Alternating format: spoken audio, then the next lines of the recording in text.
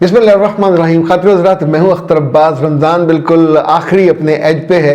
मेरा रब हमारी ज़िंदगी में ये बरकत वाला और रहमतों वाला महीना बार बार लाए और हम अपने प्यारों की, अपने बड़ों की ज़िंदगियाँ, उनकी गलतियों पर भी अल्लाह से इस्तग़फ़ार कर सकें, उनके दर्जात की बुलंदी की भी दुआएं कर सकें और अपने लिए भी। ये मौका इतना शानदार होता है, बाकी ज़रा पूरा साल ये मौका नहीं मिलता। ये दिन बहुत ज़्यादा कीमती होते हैं। अच्छा ना, अक्सर ने कहा है कि अगर शौहर शक करे तो उसे किस तरह हैंडल करूं। अभी सिर्फ निकाह हुआ है, अभी से शक करता है। मेरे बच्चे, एक तो ये याद रखिएगा कि अपने मियाँ को या जिससे आपकी निकाह होने वाला होता है या हो चुका होता है, उसे तू करके बुलाने में बहुत हेटी है। ये बहुत नामुनासिब है। ये एक कुर्बत नहीं है, बदतहज़ीबी है। ज़िंदगी में कुछ लोगों का तो बहुत मोहब्बत से जितनी मर्जी कुर्बत हो, आप बड़े भाई को तू करके बुलाएं, अब्बा जी को तू करके, अब्बा कित्थे चलाएं, तो it sounds awkward, it looks awkward. ये मेरी आपसे मोहब्बत भरी गुजारिश है, इस्तदा है कि अपने मियों के साथ तू तकार ना किया करें। दूसरी बात मेरे बच्चे ये है कि अभी सिर्फ निकाह हुआ है और you are unable to manage yourself. आपकी एक्टिविटीज़, आपके फ़ोन, आपकी मुलाकातें, आपका बाज़ार आना जाना, आपके पेट में प्रॉब्लम है। आप अपनी बात को हज़म नहीं कर सकते। आपके घर में कोई कैमरा वैमरा नहीं लगा हुआ, इट्स यू। आपकी ज़ुबान है जो मुसलसल कैंची की तरह बोलती है और अपने ही पर काटती जाती है। कौन है जो आपके बारे में डिटेल बताता है? शक किस बात पे होता है कि आपने सुबह 2 पराठे खा लिए? शक किस बात पे होता है कि आपने किसी का पराठा उठा के, किसी की बोतल उठा के? इस बात पे तो शक नहीं होता। शक जिसको कहते हैं उसका ताल्लुक करैक्टर से है। शक जिसको कहते हैं उसका ताल्लुक आपकी आंखों से है, आपके दिल से है, आपके मिलने वाले रेंज से है। जिन लड़कियों या लड़कों से आप मिलते हैं उनकी करैक्टर असैसिनेशन करने वाला कौन होता? आप। वो तो किसी को जानता भी नहीं होता। सो ए नकम्मी लड़कियों, पहले अपनी ज़ुबानों को संभालना बंद करो, संभालना सीखो और फिर शिकवा करना बंद करो कि जी वो शक करता है। वो शक नहीं करता। वो तो जो अवेलेबल दस्तयाब फैक्ट्स एंड फिगर्स हैं उसके बारे में ब्रेन एनालिसिस करता है ना। ब्रेन देखता है कि लाइक आप देखते हो कि आज सर ने फीकी शर्ट पहनी है, आज कलर गहरा है, आज टाई साथ है, आज टाई नहीं है। आपका ब्रेन फ़ौरन प्रोसेस करता है। हाफ स्लीव से आप देख के आप कहते हैं कि वहाँ स्टूडियो में गर्मी होगी। अगर मैंने सूट पहना हो, कोट पहना हो, तो लगेगा कि स्टूडियो में एसी चल रहा है और ये कंफर्टेबल विद कोट। ये थोड़ी होता कि सर का पसीना बह रहा होगा और ऐसे कर रहे होंगे और कोट पहना हुआ होगा। यानी एक एक चीज़ के बारे में हमारा ब्रेन प्रोसेस करता है।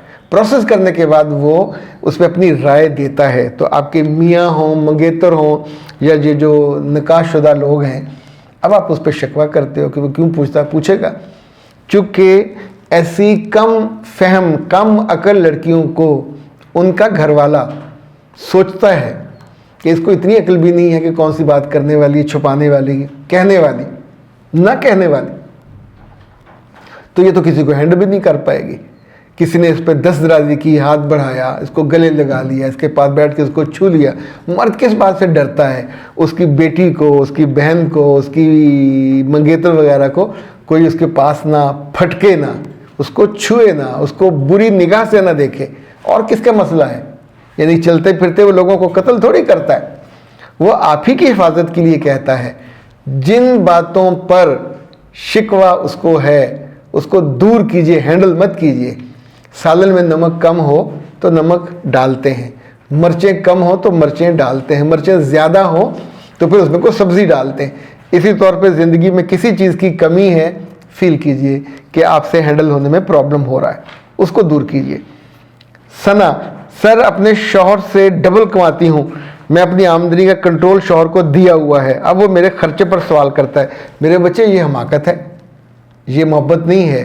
चूँकि इवन आप सगी बहन को या सगे भाई को ये कंट्रोल जिन लोगों ने दिया वो तंग होते हैं, बाद में सांस लेना बंद हो जाता है। सगे माँ बाप को जब आप दे देते हैं तो पैसा किसी को भी दें, यानी इवन मर्द जो अपनी बीवियों को पैसे देते हैं पूरे के पूरे, वापस लेते हुए दांतों से वो जो है ना, दांतों को पसीना आ जाता है।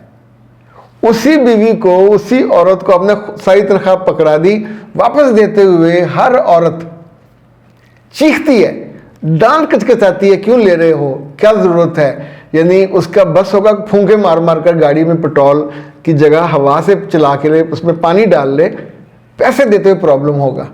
अच्छा, इसी तौर पर ये जो पैसे आते हैं आपके किसी भी रिश्ते से आए, अब आपके मियाँ के पास आ गए तो सारे नहीं देने चाहिए थे।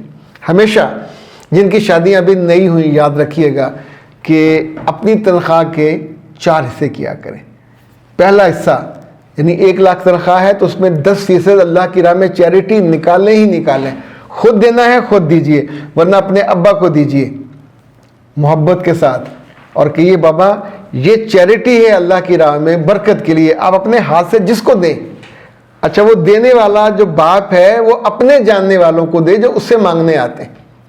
ऐसी बेटी और ऐसा बेटा, आप सोचे से कितनी दुआ मिलती है। बाकी बचे 3 हिस्से, 90,000, तो 30,000 आपको अपने घर में मियाँ को, अगर सास है तो सास को देने चाहिए ताकि घर का जो मामूल है वो चले। 30,000 एट एनी कॉस्ट आपको अपने लिए रखना चाहिए। जो बाकी बचा 30,000, ये भी हो सकता है कि आप उसका बहाना करें कि मैंने कर्ज लिया था शादी पे, उसके उतर रहा है, उसकी कोई कमेटी डाल दीजिए, वो पैसे बचाइए, पर उसके बारे में कभी मत बताइए कि मेरे अकाउंट में कितने पैसे। अच्छा, बात पर ख़वातीन कहती हैं जी मर्द टो लगाते हैं, पूछते हैं। मैं मिसाल के तौर पे कह रहा हूँ, मैंने तो कभी अपनी बीवी से नहीं पूछा कि उसके अकाउंट में कितने पैसे, ना मैंने कभी उससे एटीएम मांगा, ना कभी उसका कोई पासवर्ड मांगा। अच्छा, मैं जानता होता हूँ कि उसके पास काफ़ी पैसे हैं, पर फिर भी उसने रत्ती रत्ती माशा माशा चीज़ के लिए मुझे कहना होता है और मैं हंसी खुशी उसको कर देता हूँ। अच्छा, कभी उसका मन आएगा तो वो हज़ारों रुपये भी खर्च कर देगी, लेकिन ये जो उसके पास है ये उसके हैं।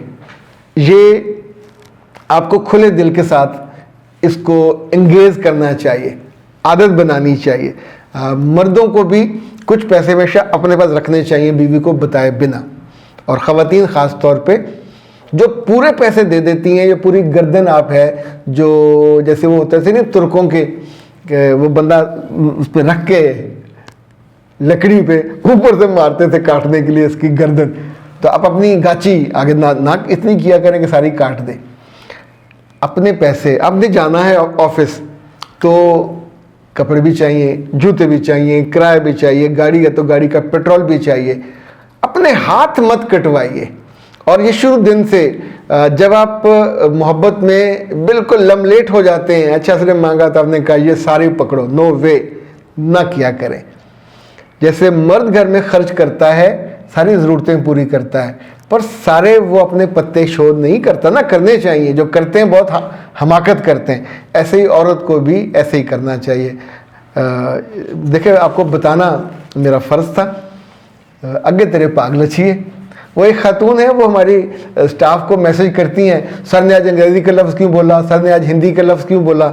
तो ये भी जो मुहावरा है अगे तेरे पाग लछिए, तो ये भी हिंदी का ही मुहावरा है।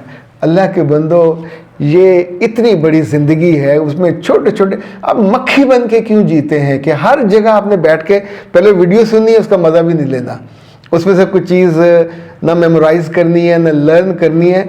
ये सोचना है कि इसमें कहाँ सर ने ज़ेर ज़बर। अभी देखें, बात करते करते मैंने एक जगह उल्टी बात कह दी, मैं फटाफट वहाँ से, ये नहीं मैंने कहा कि उसको कटवाया हो, ओके ज़ुबान में हो जाता है, पर जब हम बात कर रहे होते हैं तो ज़ुबानें अंग्रेज़ी हो, पंजाबी हो, हिंदी हो, फ़ारसी हो, अरबी हो, ये सब कम्युनिकेशन के टूल्स हैं जो अल्लाह ने दुनिया में कम्युनिकेट करने के लिए दिए हैं। ना कोई ज़ुबान बहुत अच्छी होती है, ना कोई ज़ुबान ख़राब होती है। फ़र्क ये है कि जो आपकी ज़ुबान आपको बहुत अच्छी लगती है, जो गालिब ज़ुबान होती है वो भी लोगों को अच्छी लगती है। जो मग़लूब कौमें, ग़ुलाम कौमें होती हैं, आम तौर पे वो डरी रहती हैं अपनी ज़ुबान के मामले में। बोलनी चाहिए, और जो जो ज़ुबान आपको आती है उसके लफ्ज़ इस्तेमाल करने चाहिए। मैं हूँ अख्तर अब्बास, आपको दुआ देता हूँ और आपसे दुआ लेता हूँ। इजाज़त दीजिए। अस्सलाम वालेकुम व रहमतुल्लाह।